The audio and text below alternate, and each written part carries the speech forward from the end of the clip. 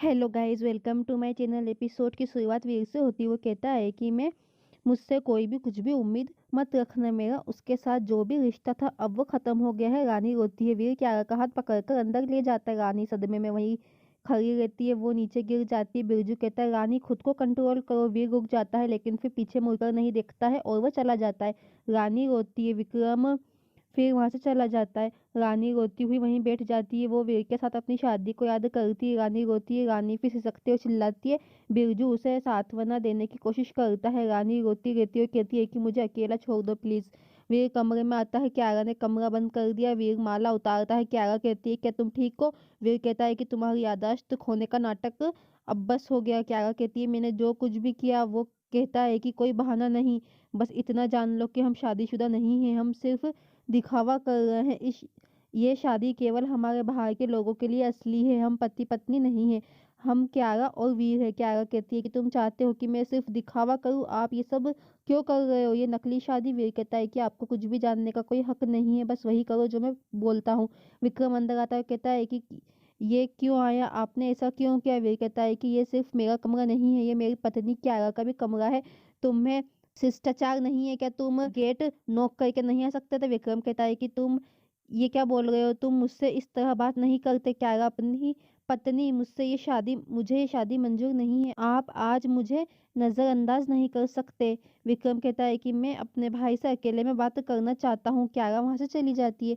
रानी रोती है। वो कहती है कि मैंने तुम पर ट्रस्ट किया वीर, सभी ने मुझे ऐसा करने से रोका, लेकिन ऐसा क्यों हुआ। बिरजू उसे पानी देता है। बिरजू कहता है कि मैंने भी वीर पर ट्रस्ट किया लेकिन वो अपनी फैमिली की तरह निकला। हम किसी पर भरोसा नहीं करते, हम किसी के लिए भी अपनी जान दे देते हैं, अब हम किसी पर भरोसा नहीं करेंगे। रानी कहती है कि ये सच नहीं हो सकता, वो मेरा वीर नहीं था, वो किसी और का था। बिरजू कहता है कि उनका पक्ष मत लो, अब क्या बचा है। रानी कहती है कि कुछ वजह होनी चाहिए, वो इस तरह किसी को चोट नहीं पहुंचा सकते। विक्रम कहता है कि अगर आपके और रानी के बीच कोई दिक्कत थी तो आप बात कर सकते थे और हल निकाल सकते थे।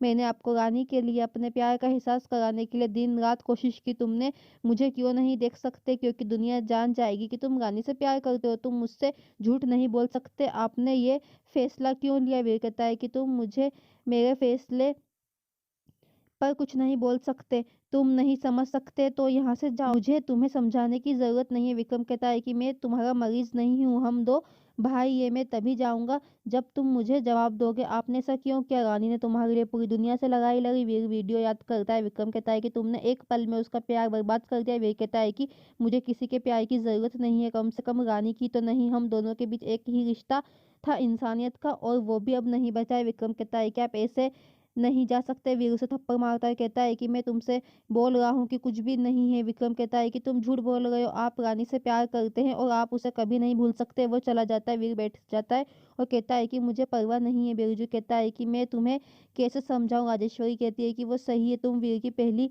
और आखिरी गलती हो, उसने तुमसे शादी की और वो उसकी गलती थी, उन्होंने क्यारा से शादी की, उसे ठीक किया, इसमें कुछ टाइम लगा। बिरजू कहता है कि अपनी भाषा पर ध्यान दे। जय कहता है कि रानी सा को चेतावनी देने वाले तुम कौन होते हो। वो ठीक बोल रही है, ये रानी बड़े सपने देख रही थी, उसे नीचे गिरना पड़ा। बिरजू उसका गला घोट देता है और कहता है कि रानी के खिलाफ एक शब्द भी मत कहना। राजेश्वरी कहती है कि ये बलिया नहीं है, ये आपकी घटिया हरकतों के लिए कोई ताली नहीं बजाएगा, सर्कस में बंदर अच्छे नहीं लगते, अपना बैग पैक करो और निकल जाओ। रानी बिरजू से कहती है कि कृपया जाओ, मैं तुम्हें कॉल करूंगी। वो कहता है कि मैं तुम्हें इन राक्षसों के बीच अकेला नहीं छोड़ सकता। रानी कहती है कि तुम सब कुछ बर्बाद कर दोगे। रानी सा से कहती है, राजेश्वरी कहती है कि चिंता मत करो, मैं तुम्हें उसके साथ भेजूंगी।